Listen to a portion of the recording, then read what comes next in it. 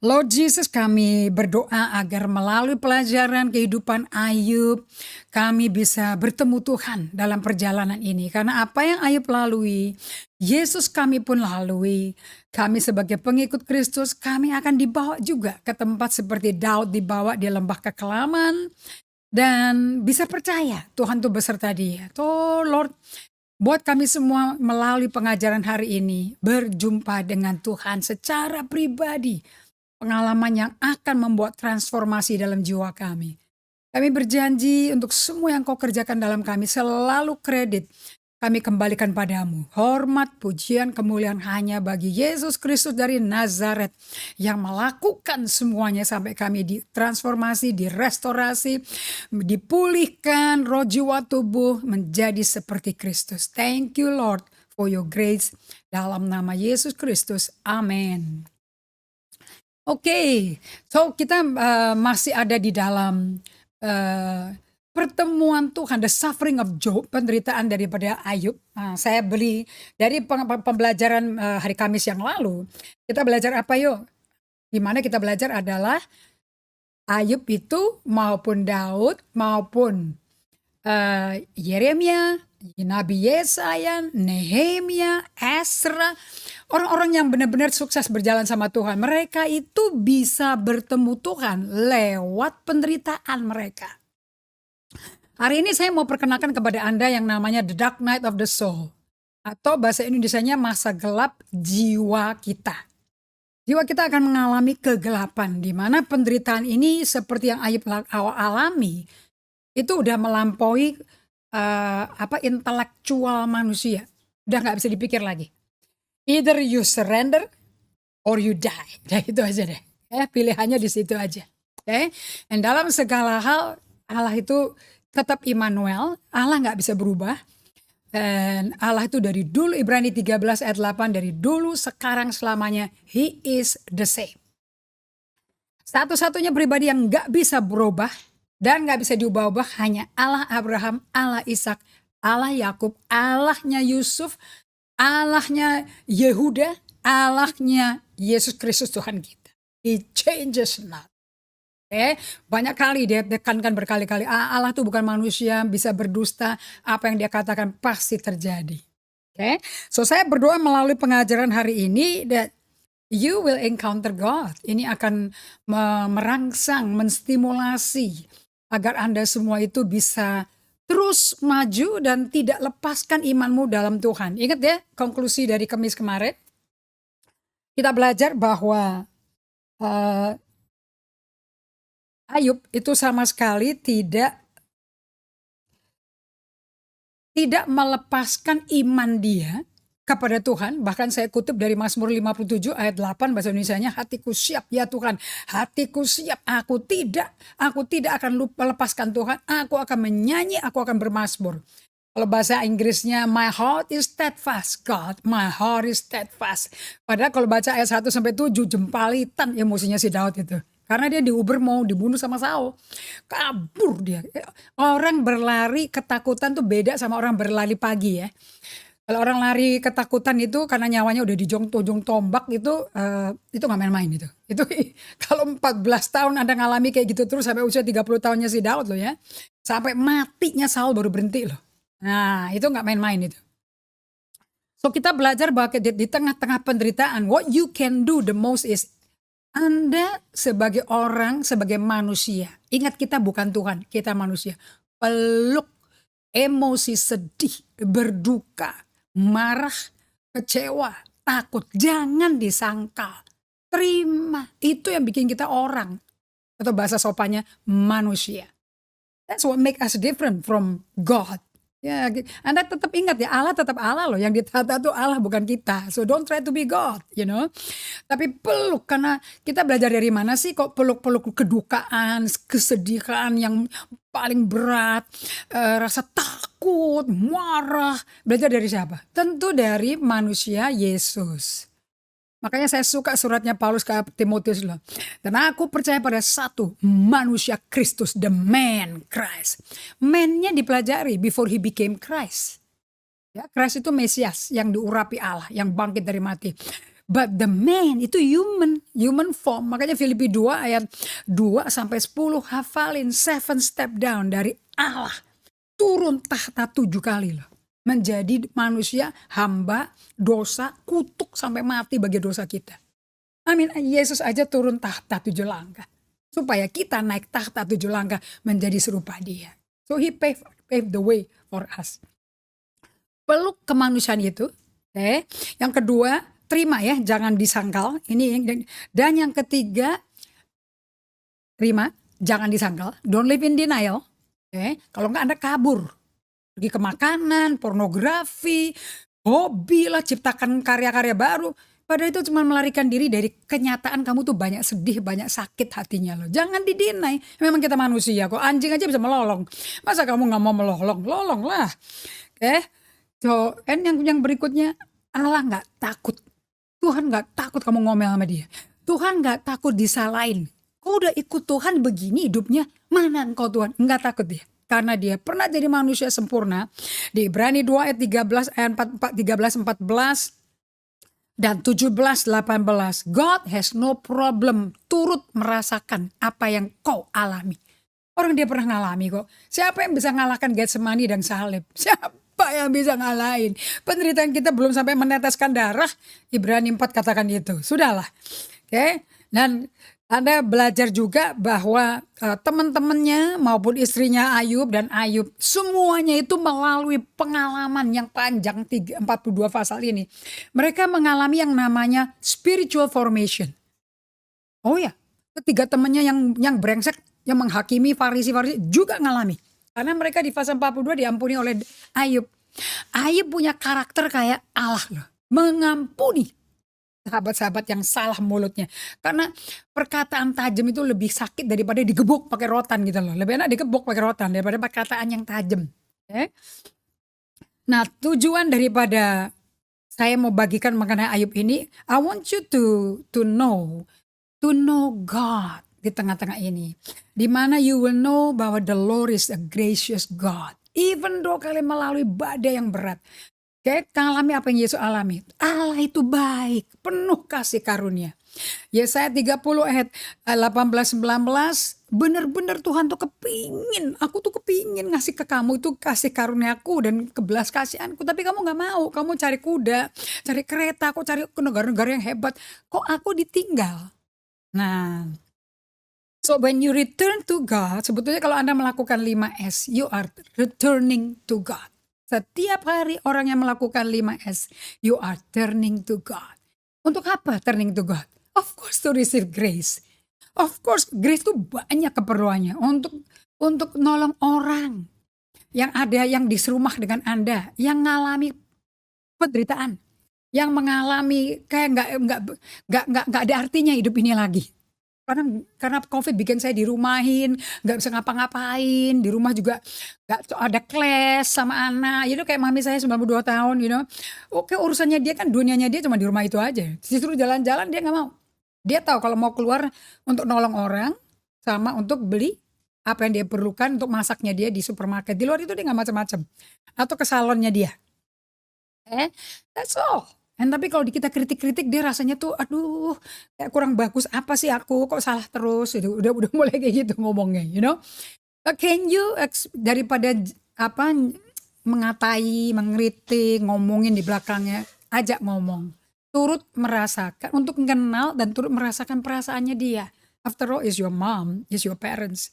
So di Ibrani 4 ayat 15-16, Tuhan itu mau menemani kita melewati masa kesulitan dan penderitaan kita supaya kita mengenal dengan intim hati Allah Tritunggal. Jadi melalui penderitaan ini, seperti saya bagikan di Kamis lalu, kita sebagai gembala mesti ajarkan jemaat, you need to be able to embrace your pain. Anda perlu bisa peluk dan menyambut penderitaan. Nggak bisa hanya minta berkat-berkat terus, nggak bisa. Karena Yesus Allah Bapa kita bukan sinterklas di langit ya. Kita harus peluk penderitaan ini. Karena kita hidup di dunia yang sistemnya udah rusak. Yang operating sistemnya, OS-nya udah kacau. So kita mau masukin OS kerajaan surga. Tapi mesti ninggalin dong OS daripada setan yang berkuasa di bumi ini. Dan kita udah terbiasa dengan OS-nya setan. Dibentuk aja dalam kandungan mama kita dalam dosa, itu udah OS-nya setan. Jadi untuk menolak Tuhan, malas hubungan sama Tuhan itu udah alamiah. Untuk berhubungan intim dengan Tuhan, prosesnya dibikin sama Tuhan demikian rupa. Once you get hooked to God, kamu akan hook terus. Tapi itu Tuhan mesti kerja di kita.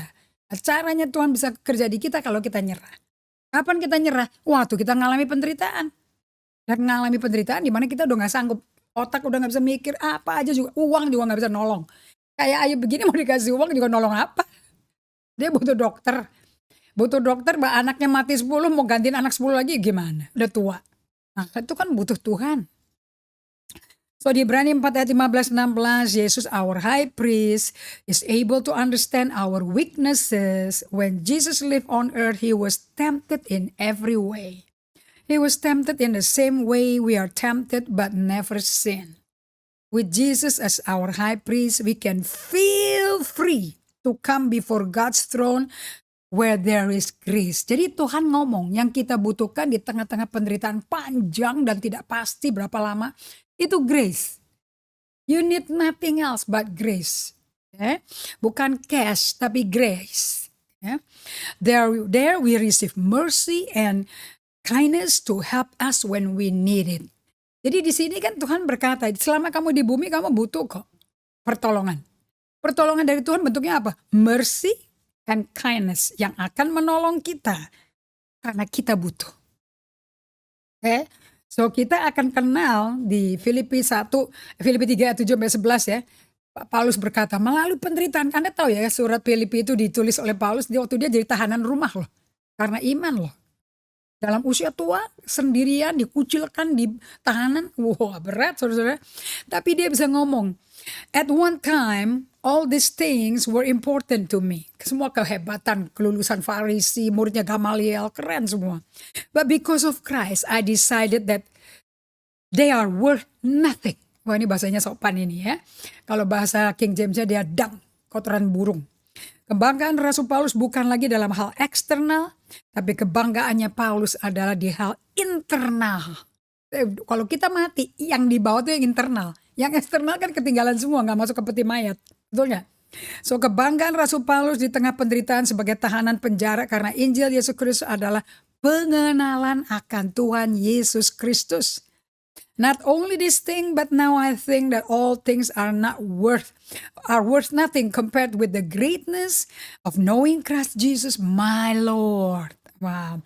Because of Christ, I lost all these things, and now I know that they are worthless trash. All I want is Christ. Nah, apa yang saya bagikan ini adalah big picture dari suffering. Makanya judul hari ini saya kasih judul Ayub bertemu Tuhan lewat penderitaan. You can only know Jesus. Oh that I may know him and with the suffering of his death until aku mati sampai aku juga ngalami kebangkitan. Wah, Anda mesti punya desire, passion untuk tujuan hidup tuh buat itu, kenal Tuhan. Karena nanti kalau ke surga ketemu sama dia loh. Sebelum masuk ke surga, dapat jaminan ke surga, kenalan dulu yang punya kan ya. Selama di bumi. Melalui penderitaan. Nah, kita akan kunjungi Ayub 3. Saya hari ini mau bagikan kepada Anda semua beberapa porsi dari kitab Ayub pasal 3 yang benar-benar kontras. Kontras dibandingin Ayub pasal 1 dan Ayub pasal 2. Totally dramatis kontras. Di Ayub 3 ayat 1-5, kita baca sama-sama dulu ya. Sesudah itu Ayub membuka mulutnya dan mengutuki hari kelahirannya. Maka berbicaralah Ayub. Biarlah hilang lenyap dari kelahiranku dan malam yang mengatakan seorang anak laki-laki telah ada dalam kandungan. Biarlah hari itu menjadi kegelapan aja. Dari terang minta jadi gelap deh. Janganlah kiranya Allah yang di atas menghiraukannya dah. Janganlah cahaya terang menyinari. Ini beda ya sama kitab Kejadiannya. Jadilah terang dari kegelapan. Kalau ini orang dalam terang minta digelapin. Biarlah kegelapan dan kekelaman menuntut hari itu. Awan gemawan menudunginya dan gerhana matahari mengejutkannya. Coba Anda renungkan kata-kata Ayub ini. Dia nyesel dia lahir. Langsung kita ke ayat 11 sampai ayat 13. Mengapa aku nggak mati aja waktu lahir? Atau binasa waktu aku keluar dari kandungan? Mengapa kok pangkuan menerima aku sih? Mengapa ada buah dada sehingga aku dapat menyusu? Jikalau tidak aku sekarang udah berbaring dan tenang, aku tertidur dan mendapat istirahat bersama-sama raja-raja dan penasihat-penasihat di bumi yang mendirikan kembali reruntuhan bagi dirinya. Sekarang kita masuk ke ayat 23 sampai yang ke-26.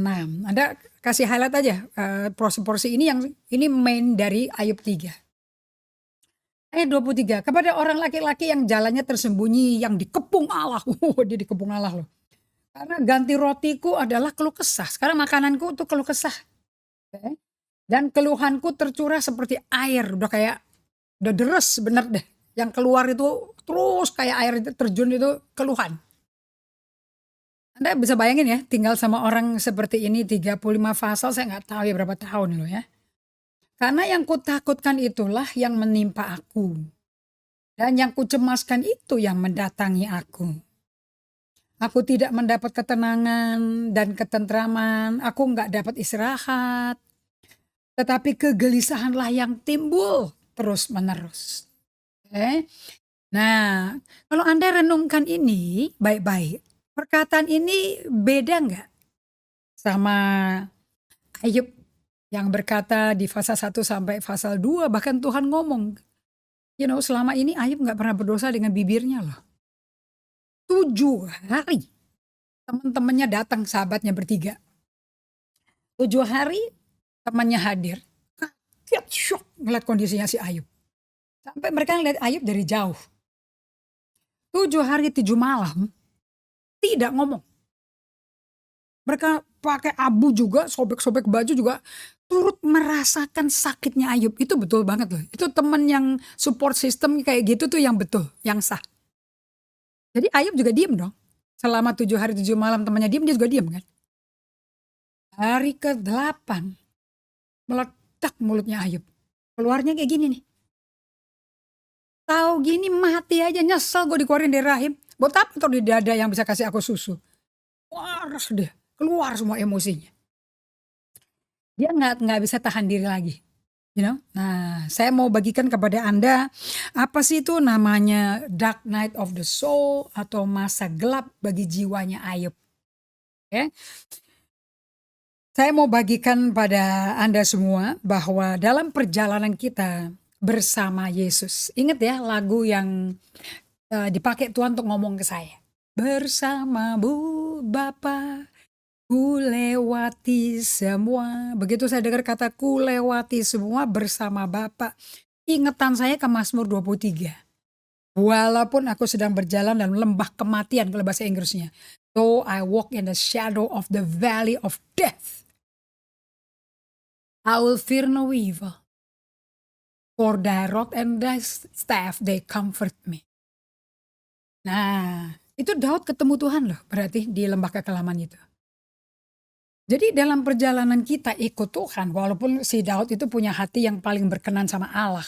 Dan itu pilihan Allah secara handpick sebagai penggantinya Raja Saul untuk menjadi Raja Israel, bangsa yang dia lahirkan, yang dia lepaskan dari belenggu Mesir, belenggu perbudakan, dan dibawa masuk ke tanah perjanjian di mana susu dan madu memenuhi tempat itu, rakyatnya seperti pasir di pantai, bintang di langit tak terhitung banyaknya. Itu bangsa yang Allah bikin. That's idenya Tuhan. Namun dalam perjalanan ke tempat tanah perjanjian, dan di tanah perjanjian juga mereka kan mesti mengalahkan 7 bangsa lebih kuat, lebih besar. Tapi dengan Allah apa sih yang bisa lebih mengalahkan kekuatan Allah? Namun dalam perjalanannya itu, Daud itu mengalami serangan juga dari orang dalam, dari Raja Israel, dari anak-anaknya, dari orang Filistin, orang Amalek. Nah, jadi hanya karena engkau anak pilihan Tuhan, nggak berarti semuanya honky-dory tiap hari berjalan di kebun berumput hijau dengan mawar yang beragam warna. Ingat, mawar cantik-cantik tapi ada duri. Kalau salah pegang ya ketusuk berdarah gitu loh. Penderitaan itu tetap ada. Perjalanan itu mengalami twist and turn, up and down, highs and lows, ada begitu loh. Nah, Dalam perjalanan itu ada bagian namanya lembah kekelaman itu. Kenapa kok Daud mesti ngomong, aku nggak takut karena kau besertaku. You are with me. Itu you are with me-nya tuh bener-bener dites loh. Allah yang namanya Immanuel, Allah menyertai kamu, itu dites. Dari pihak Allah udah konstan, itu steady, nggak berubah. He's an unchangeable character God. Dari kitanya ini loh, bisa nggak percaya Allah tuh beserta kita? Dua, Allah nggak berubah. Taunya, yang untuk kenal Allah beserta kita, untuk kenal Allah nggak berubah, ya kita mesti ngalami, dimasukin ke tempat-tempat yang macam-macam, berubah-berubah situasinya. Nah di situ kita ketemu Allah berubah apa tidak. Nah di tempat yang seperti lembah kekelaman atau lembah kematian, kayaknya Allah tuh namanya aja kematian, ya tentu nggak kerasa Allah di situ. Itu Anda akan ngalami yang namanya Anda tuh akan nabrak tembok. Tembok itu apa sih sebetulnya? Tembok itu masa di mana perjalanan iman Anda nggak ada tanda-tanda Tuhan tuh nggak ada. No traces of God. Jejak-jejak bekas Tuhan lewat atau pernah hadir nggak ada. Nggak kelihatan sama sekali. Seperti Tuhan tuh absen. Abraham alami ini selama 25 tahun nunggu Ishak. Setelah dia sepakat ketemu Tuhan di Kisah Rasul 7, Stefanus kasih tahu ya bahwa Allah tuh bertemu dengan Abraham. Di kemahnya keluar, boom, ketemu Allah. Dia suruh tinggalin negaranya, keluarganya, budayanya, Allahnya, dan ikut ke satu tanah yang dia nggak pernah tahu di mana. Nah itu perjalanan itu bikin si Abraham goyah loh. Yusuf juga ngalami sama. 13 tahun. He went through hell. Saya yakin sesuai kitab Mazmur bahwa si Yusuf itu nanya loh, where are you? Karena dikatakan dia dikasih dirantai besi lehernya dan pergelangan kakinya, dan besi itu masuk ke dalam dia, itu masuk ke jiwanya dia, sakit. Apalagi yang nyakitin tuh kakak darah daging sendiri. For things that he didn't do, tapi Allah pakai. Nah, kita akan nabrak tembok. Tembok itu adalah musim di mana iman kita nggak bisa kerasa Tuhan. A season of faith where God seems distant. Musim perjalanan iman di mana Allah tuh jauh banget rasanya. Dan basically Anda nggak dengar, nggak kerasa, nggak lihat hadirat Allah. So, kalau Anda orang yang tipe yang butuh jerking gitu ya, addicted to perasaan getar-getar, rebah-rebah ya. Sorry to say, Anda kalau ngalami perjalanan yang ini jangan murtad. Because it is a journey. Ini adalah a season of faith di mana kita baca Alkitab, kita berdoa, nggak ada efeknya. Dingin, datar, rata, tawar. Dan ini adalah pembelajaran yang kalau Anda baca kitab Ayub di masa ini sangat menolong. Perlu Anda mengalami ini semua. Dan semua orang Kristen seantero di bawah kolong langit ini, di bawah awan ini akan mengalami ini kok. This is our common struggle. Jadi Anda belum tulis tuh di kitab Ayub. Bahwa kitab Ayub menggambarkan how common our struggle is. Jadi kayak 1 Korintus 10 itu ayat 13 berkata bahwa pencobaan yang kita alami ini pencobaan biasa. Nah ini dia. Yang tidak akan melewati kemampuan kamu. What is the common struggle? Every believer will experience. Terutama pemimpin gereja dulu harus bisa jujur. Untuk ini saya mau bagikan kepada Anda suatu kesaksian dari seorang perawan wanita yang meninggalkan Romania. Namanya Agnes. Agnes ini 17 tahun jatuh cinta sama Tuhan, berapi-api sampai semuanya tuh gak ada artinya for the life and for the love of Jesus yang dialami. Dalam usia sangat muda tersebut, dia pergi ke India, dia bergabung dengan satu aliran ordo Katolik, dan dia pergi ke Calcutta. Di situ dia punya hati compassion yang begitu besar, melihat anak-anak di pinggir jalan ditinggalin, digeletakin orang tua, miskin dan kondisi sekarat. Saya baca di devotion saya ini bagaimana Mother Teresa, Agnes ini sebetulnya Mother Teresa saudara-saudara, dia berkata seperti ini, yang orang butuh itu tuh kasih, Itu obat paling manjur. Kalau kita ketemu orang sakit TBC, sakit kanker, sakit, darah tinggi, darah rendah, cancer atau tumor, ya cari obat, bawa ke rumah sakit, nanti kan dirawat, disembuhkan. Ada penyakit yang susah sekali disembuhkan, itu penyakit kesepian. Orang tua Anda yang sudah lanjut usia atau anak-anak kecil yang lagi berubah, yang belum pasti kondisinya mau kemana, lagi gejolak ya, mereka nggak tahu mau mau mau gimana hidupnya. Mereka bisa kesepian, bisa bingung cari jati diri. Kalau udah lanjut usia kayak mami saya juga, apa perananku sekarang? Anak-anak udah papa bisa, cucu-cucu bisa semua. Jadi aku kayak orang nganggur. Itu mama saya mengalami gejolak itu. Oke. So saya suka ngomong hanya kesukaan dia aja, makanan, jenis masakan, coba masak lagi, pesan mami bikin masak-masak, itu bikin dia ada artinya untuk hidup. Karena anakku mau masih menghargai aku. Berarti mami saya itu mengalami namanya fase kesepian.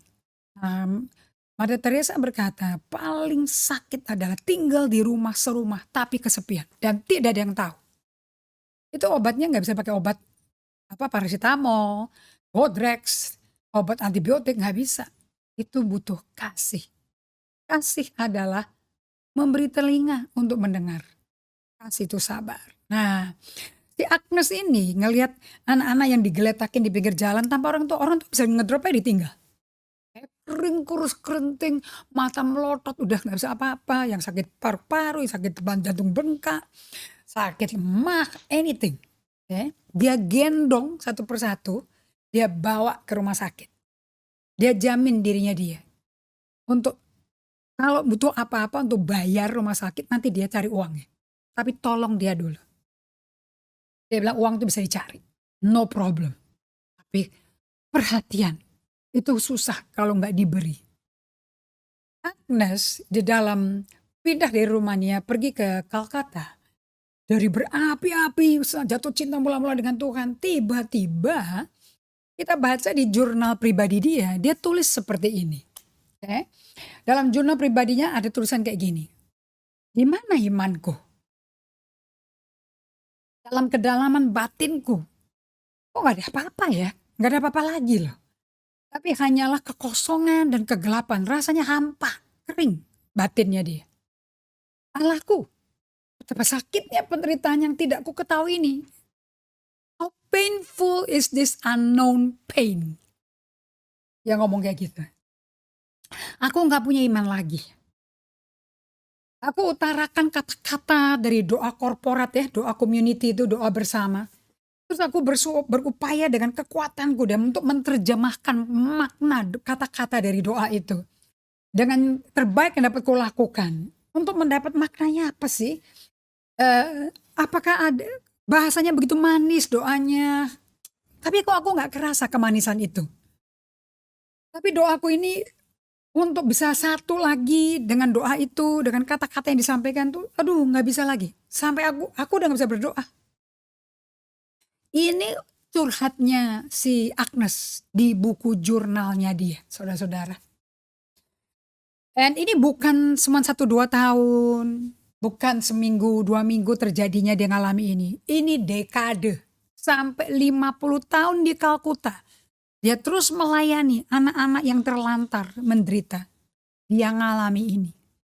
Banyak orang ateis waktu baca, karena waktu dia mati, dulu ini sebetulnya buku jurnal ini hanya boleh dikasih ke spiritual director dia. Spiritual director itu seperti counselor, tapi juga penasehat yang bisa menuntun Anda ngalami spiritual formation melalui kondisi Anda. Ruth Haley Barton ngomong dia ketemu sama spiritual director dia yang mengatakan bahwa Ruth, I think kamu ngalami burnout.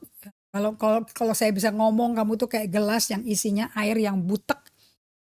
Air yang kita ambil dari kali, dari sungai, pas kumpul di gelas, butek. Tapi kalau ditaruh, didiemin gelasnya. Biarin aja. Nanti kamu akan lihat air yang di atas mulai bening, bening, bening. Karena terjadi sedimentasi. Nah, kamu itu, jiwa kamu tuh kayak gelas ini, penuh dengan air keruh. Karena di hidup ini banyak hal yang kita alami. Kalau kamu nggak diam, slow down, ke tempat sunyi, solitude, to be still before the Lord, sampai kamu tenang, kamu nggak akan bisa dengar apa-apa. Kamu nggak bisa dengar suaramu, kamu nggak bisa dengar suara suamimu, kamu nggak bisa dengar suara Tuhan, suara anakmu yang jerit, kamu nggak ngerti. Kamu hanya dengar suara keras. Tapi nggak tahu apa itu. Butuh kejernihan di air hidupmu ini, di jiwamu. 50 tahun Mother Teresa ngalami. Jadi setelah dia, musuhnya itu jurnal hanya dibuat spiritual director dia.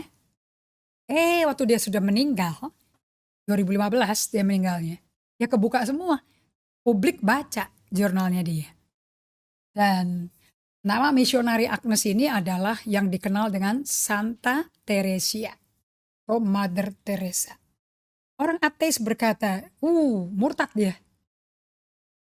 Orang-orang yang rohani tapi kurang dalam berkata, dia ngalami clinical depression. Pasti dia ngalami depresi. Tapi orang-orang yang mengalami a deep tahu, faham, a deep journey into the internal part of their life, tahu kehidupan interior hidupnya. Mereka tahu, no, dia nggak murtad dan dia nggak mengalami depresi klinik. Karena dia kerja 50 tahun normal kok. Baik-baik aja kok. Ya, dia nggak jujur sama dirinya sama orang lain. Dia berkata, I'm fine. Nah, tapi kepada Tuhan dan kepada spiritual director, he's being honest. Ini namanya Mother Teresa ngalaminya, she hit a wall. Dia nabrak tembok. What is the wall? Apa itu wall? Nah, untuk Anda bisa mengerti the wall, Anda mesti kenal dengan Saint John the Cross. Anda mesti kenal dengan seorang penulis buku namanya Santo Yohanes Salib, di mana dia tulis The Dark Night of the Soul, atau bahasa Indonesia diterjemahkan malam gelap bagi jiwa. Anda lewati masa penderitaan, masa kedukaan, kesedihan, marah-marah bertahun-tahun, bahkan nggak tahu berapa lama. Tapi nggak berubah-berubah situasi. Dan hidup Anda nggak tambah semakin enak. Apa sih itu dark night of the soul? Itu adalah a sense of the absence of God. So if you have this book, Anda bisa lihat di bab 6, I will read it for you. Terjebak di tembok, malam gelap bagi jiwa. Untuk memahami adanya tembok dalam perjalanan hidup ini bagi para pengikut Kristus yang tulus, Anda akan mengalami stagnasi loh, dan tidak lagi maju dalam menjalani tujuan Allah bagi hidup Anda. Sebagian dari Anda akan bersembunyi di balik iman agar bisa melarikan diri dari penderitaan hidup ini. Banyak orang Kristen nggak bisa menerima penderitaan, nggak bisa meluk, tapi live in denial. Barusan ketabrak mobil, keserempet mobilnya. Shock gitu loh, tapi ditanya gimana? Baik-baik aja, Tuhan menyertai aku. Nah, ini orang yang menyangkali kondisi emosinya sesungguhnya. Semuanya baik-baik, semua baik. Udah 10 tahun cancer, udah tenang, kemudian lagi metastase, semuanya baik-baik, semuanya baik-baik. That's the long wall yang Anda sedang lewati. Bukannya percaya kepada Allah untuk mengubah kita melalui penderitaan tersebut, malah kita mengucapkan kata-kata seperti, firman berkata Allah menggunakan segala hal untuk membawa kebaikan kita, bukan? Terus kita senyum, menyanyikan pujian tentang kemenangan dalam Yesus. Dalam Yesus ada kemenangan, Sampai orang-orang yang ngelihat, sampai ini orang kok gak realistik sih? Padahal gue yang bantu dia loh, kesakitan kayak apa tiap hari loh. Nah, kita nggak memaki, kita nggak jadi pahit, nggak kelihatan sih. Ngomongnya juga nggak pahit terhadap Allah. Kita kuatkan diri kita agar bisa menunjukkan pada anggota tubuh Kristus, gereja lokal kita, yang lemah, dan kita nggak mau tunjukin kelemahan kita. Ya, dunia mesti ngelihat kita tuh kuat, teguh. Nah, ada loh gereja yang nggak boleh, jangan ngeliatin sedihmu, jangan ngeliatin marahmu, dosa itu. Itu menunjukkan Anda nggak ada iman. Banyak pengajaran yang ngajarkan kayak gitu. Masalahnya adalah iman yang sehat secara emosi mengakui loh hal-hal berikut seperti ini. Waktu Anda bingung, Anda ngomong, saya bingung. Saya nggak tahu apa yang sedang Allah lakukan. Gue nggak ngerti ini apa yang aku pengalaman kayak gini. Allah ngapain gue nggak tahu. Aku lagi terluka. Aku lagi marah. Ya ini misteri loh. Oke, saya lagi sedih sekali saat ini. Tuhan, kenapa sih kau tinggalin aku? Nah, cara yang terbaik memahami dinamika dari tembok ini adalah meneliti buku klasik dari John of the Cross, The Dark Night of the Soul, yang ditulis 500 tahun yang lalu. Dan dia menggambarkan perjalanan ini dalam tiga tahapan. Awal, perkembangannya, dan kesempurnaannya. Menurut dia, agar bisa bergerak dari tahap awal yang dibutuhkan adalah the grace of God, karunia Allah. Berupa malam yang gelap atau sebuah tembok. Ini adalah cara yang umum agar kita bisa bertumbuh dalam Kristus. Dan kegagalan untuk memahami hal ini merupakan salah satu alasan utama mengapa banyak orang bisa memiliki awal yang baik dalam perjalanan mereka, tapi tidak mencapai finish line dengan strong. Ingat ya, saya belajar loh, if you don't examine your life, you are living a life not worthy living. And Solitude Silent 5S sangat-sangat menjadi praktek nyata dari pengalaman saya pribadi. Dan every day minimum 2 kali saya datang ke Tuhan melakukan ibadah harian. Itu kayak inspecting my life. Buku ini really will inspect your life. You will know, kamu akan explore icebergmu, kamu akan tahu emosimu lagi gak sehat. Kamu tahu kamu lagi lewatin masa tembok, you will know all that. You can actually examine your life daily. Kenapa? Kita gak bisa dong ujuk-ujuk mengharapkan ujungnya hidup kita pasti beres. Kita akan pasti mengakhiri pertandingan iman dengan baik. Bagaimana orang tiap hari gak dicek kok. Lucu kan itu. Ya. So, ini musim dimana you don't feel God. You don't hear God. You don't feel God. You know nothing. Ini adalah pengalaman dalam perjalanan kekristenan kita. Seperti yang Yesus alami di kayu salib. Kita baru merayakan Paskah kan. Di mana Yesus berkata di Matius 27 ayat 46 dan 50. Kira-kira jam 3 berserulah Yesus dengan suara nyaring. Eli, Eli, lama sabachthani. Artinya apa? My God, Allahku, Allahku. Dia tidak panggil Bapak loh. Yang pertama kali dia ngomong di kayu salib, Bapak ampuni mereka gak tahu apa yang mereka lakukan. Yang nyalipin aku tuh ampuni ya. Mereka gak tahu apa yang mereka lakukan. Bapak, such close relationship anak dan bapak. Tapi begitu dia sampai perkataan yang terakhir, ke-6. Allahku, Allahku. Mengapa kau tinggalkan aku? Udah lagi bukan bapak. Hubungan putus. Penciptaku. Nah pada waktu dia teriak seperti ini. Dia udah gak kerasa Tuhan. Ini kalau kita pakai buku day by day-nya. Ini pembahasannya gini. How do you respond to when God answer is a no? Bagaimana Anda meresponi kalau jawaban Allah itu tidak?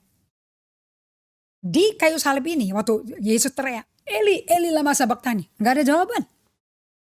Gak denger apa-apa, gak kerasa apa-apa, gak lihat apa-apa. Nothing, absent Tuhan. Amazing, right? Nah pada waktu Yesus ngalami ini, that's the time. Dia ngalami, dia hit the wall. Namun he still believe. Tapi dia masih percaya loh. Allahnya tuh menyertai dia. Bapaknya sama dia. How do I know? Ayat 50. Dan Yesus berseru pula. Buat saya, suara nyaring. Dan Yesus berseru dengan suara nyaring. Itu adalah suara triumphant. Kemenangan. Dia gak mungkin nyaring kalau gagal. Kalau ia mati lemes aja. Tapi kan dia nyaring. Loh. Orang nyawanya udah habis-habisan, paru-paru udah setengah mati, mau narik oksigen, kan penuh air tuh. Dari jantungnya bengkak kan. Ya benar gak saudara? Buktinya jantung bengkak dari mana? Ya waktu ditusuk sampingnya kan keluar air. Itu berarti plasma darah, sel darah sama air. Itu udah pisah sama air, udah gak jadi satu. Itu udah kondisi mati saudara. Yesus berseru dengan suara nyaring berkata, Bapa kepadamu, I commit my soul. Aku komit. Itu apa saudara? Itu iman. Di ayat 46 dia katakan Bapak ninggalin aku. Di ayat 50 berkata Bapak terima ya nyawaku, terima rohku ya. Nah di tengah-tengah penderitaan ini Bapak Ibu sekalian.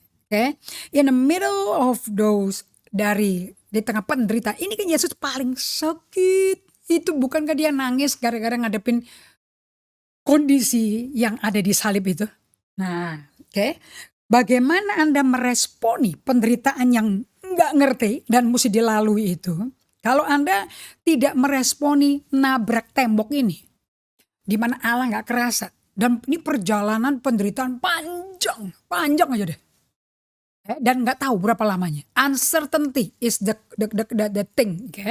Kalau Anda nggak responi dengan benar, Anda akan diliputi, dibungkus oleh banyak tembok-tembok lain. Sampai Anda nggak kerasa hadirat Tuhan loh. Nah ini doa nggak kerasa apa-apa. This is a challenge to many people. Jadi kita mau pakai istilah malam gelap bagi jiwa kita atau jiwanya Ayub. Kita boleh pakai bahasa Inggris ya. Dark night of the soul. Because bahasa ini penting sekali untuk mengerti bagaimana perjalanan imanmu. Nah, di tengah-tengah Anda mengalami penderitaan seperti ini, ada banyak definisi-definisi kekristenan yang keluar gara-gara penderitaan. Apa sih definisi kehidupan iman kekristenan Anda? Waktu Anda mengalami penderitaan kayak Ayub. Anda akan marah sama Tuhan kayak Ayub loh. Nanti baru keluar. Kekristenanmu tuh level apa? Kayak apa kekristenanmu? Di tengah penderitaan ini ada orang ngomong kayak gini, aku udah bikin keputusan loh, terima Yesus sebagai juru selamat dan Tuhan. Aku mau ikut Tuhan, aku mau dibaptis. Aku udah mau ikut. Wah gak kalau aku ikut, ya udah dong, enak kan kalau mati aku ke surga. Itu kan tujuannya. Aku udah lakukan yang benar loh. Aku bayar perpuluhan, aku kasih persembahan, aku nyumbang bangun gereja. Kurang apa? Mesti beres dong. Alias begitu penderitaan terjadi, komentar mengenai definisi mereka udah orang paling benar keluar semua loh. Itu benar, Anda kekristenan itu keputusan benar banget. Tapi itu kurang lengkap untuk menggambarkan kekristenan yang sebetulnya. There's an incomplete definition. Yang kedua, saya mau kasih secercah untuk kita nyambung ke hari Kamis. Di tengah penderitaan, orang cuma tahu, kekristenan itu adalah peperangan. Kita berada dalam sebuah perang. Makanya sesuai pengajaran Rasul Paulus Efesus 6 ayat 10 sampai ayat 17. Kita pakai senjata peperangan. Karena peperangan kita bukan melawan darah dan daging. Tapi melawan setan-setan. So semua penderitaan, semua sakit penyakit ini setan. Diusirin terus ditengkingi terus sampai orang yang sakit tuh kehujanan ludah loh. Dan setannya mesti keluar terus. Tapi gak keluar-keluar dan gak sembuh-sembuh. Coba. Jangan ngomong loh saudara-saudara ke orang yang sakit. Ibu kurang iman. Jangan begitu. Don't say to the suffering person, you don't have faith enough. Itu penghakiman. No. Kita belajar dari Ayub. That's not what happened. Tapi Ayub diperlakukan gitu sama 3 temennya. 7 malam aja mereka waras. Habis itu gak waras. Mereka merajam batu penghakiman lebih gila. Dan Ayub juga meronta-ronta sama Tuhan. Nah, yang ini kita lanjutin di hari Kamis ya. Kita mau tahu definisi kekristenan yang benar itu baru tahu waktu kita melewati penderitaan. Kita lanjutkan hari Kamis dan kita tutup dalam doa. Lord Jesus, aku bersyukur sekali bisa mengajak umat-Mu untuk mengerti bahwa kehidupan iman itu percaya Allah itu ada dan bersama kita dalam penderitaan, Immanuel. Walaupun kita gak kerasa apa-apa. I want them to experience this, Lord. The journey through the darkness of the soul. Aku berdoa ini pelajaran yang belum selesai. Akan membuat mereka kepingin lagi mengenal dan mempelajari kitab Ayub. Supaya kita pun menjadi pemenang seperti Ayub akhirnya.